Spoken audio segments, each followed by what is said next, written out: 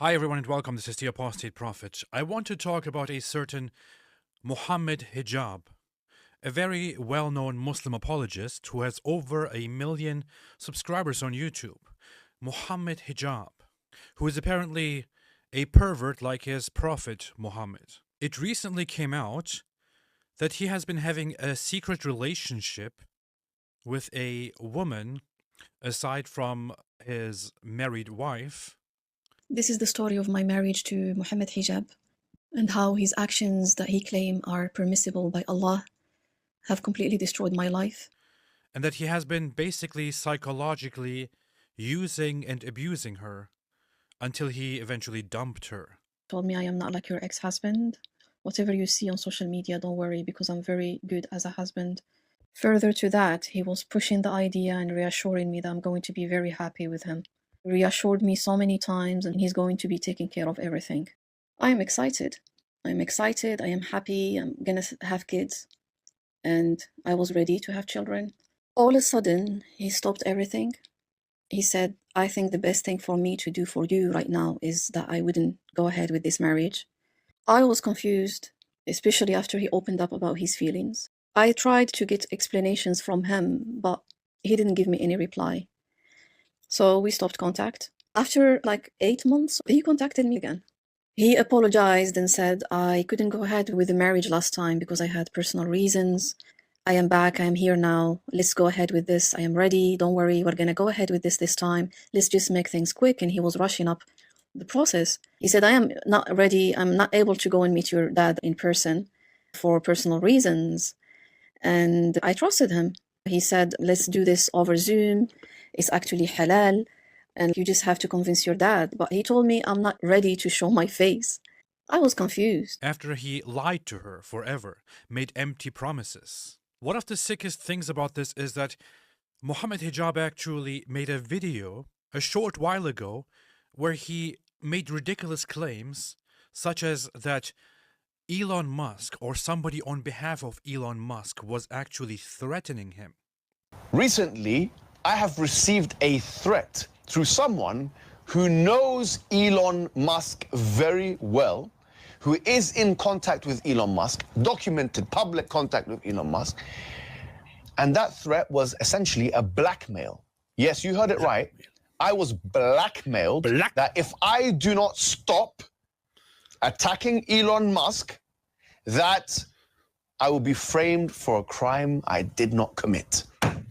Threatening to expose certain things about him or fabricate some slander about him in order to make it look like he engaged in some grave immoralities. It was somewhat predictable, but what he was apparently doing was setting the stage and preparing everybody for what was about to come out. This is very funny. It sounds like something somebody would say if he just committed a crime that is really bad, and he wants to kind of find an excuse to get out of that. He used and lied to a woman, had sex with her, took her to a hotel room, said, hey, this is completely halal, this is completely okay. I'm going to marry you, I'm going to take care of you, I'm going to, financially support you, and so on. We will be a good family together. After the nikah, Mohammed Hijab wanted a sex marriage. He wanted a hotel marriage. But he didn't stop there. There was more to come. He told me, listen, just act like a girlfriend. We're going to have like a boyfriend-girlfriend relationship. Don't worry, it's halal. We're married now. But he just lied to her and abused her and used her for sex. And then basically dumped her without telling his wife and his family that he has at home. You're going to get used to this situation. It's halal. There is nothing wrong with it. Why are you making things difficult? Don't worry, I'm going to try not to get you pregnant. This is a real relationship. I'm going to keep this like this for the rest of our life. I told him, are you going to change this for what you promised me at a later time? He said, no, this arrangement works the best for me, and I have no intention of changing it. As soon as he said that, I asked for divorce. He confirmed that he had no intention of paying the bills or the rent. He said, you didn't ask me for that when we were getting married. He said that he just wanted to have full discretion. Everything is up to him. He will never change the hotel ever. He will never speak to my family ever. He's not going to be paying for anything. And we're not going to have kids. Not going to be taking care of my daughter. Nothing. We're never going to have a home. And he also did all of this while justifying this behavior through Islam. Jurisprudential, the man can do it. It's up to the man. No woman can take that right away from the man. It's impossible. So let's get this right, yeah? So that Islamically, any of us can get a secret second wife. Absolutely. Or any man for that No, matter. not secret. We can get Islamically. There is no problem in a man getting married to another woman in Misyar without the first wife's knowledge. And there's no khilaf in this. Yeah. There's actually, I've not seen one solitary difference of opinion in any of the 14 generations of Islam. It's not there. Which is? Any scholar saying that no, a woman needs to know, she needs to tell her, doesn't exist. Telling this woman that under Islam, he is allowed to do these things that he was doing along the way. He started threatening me as well, to silence me openly. He was like, listen, if you're going to expose this, I can get away with it. I can say anything as an excuse. And you're not going to get nothing from that. No one is going to have pity on you. Women will not. Men will not. I can give any excuse. I can tell them I was sexually not satisfied. In fact, I don't even have to give any excuse whatsoever. I gave you a mahr. There were 2 witnesses. That's it. Done. It was sealed. I'm safe. I never, ever imagined these kind of actions would come from him. Ever. Anyone, but not him. So he followed a list of Islamic rulings, as he claims. And nothing of what he did was actually haram. It's Islamically all right to give false promises to a woman you intend to get married to.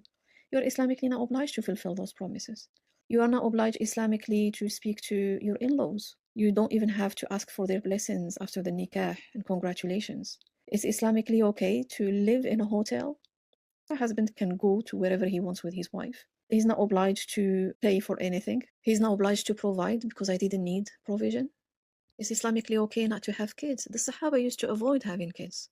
It's Islamically okay to keep everything secret, to preserve the marriage, even if you are to show up in the hotel separately and come out from it separately.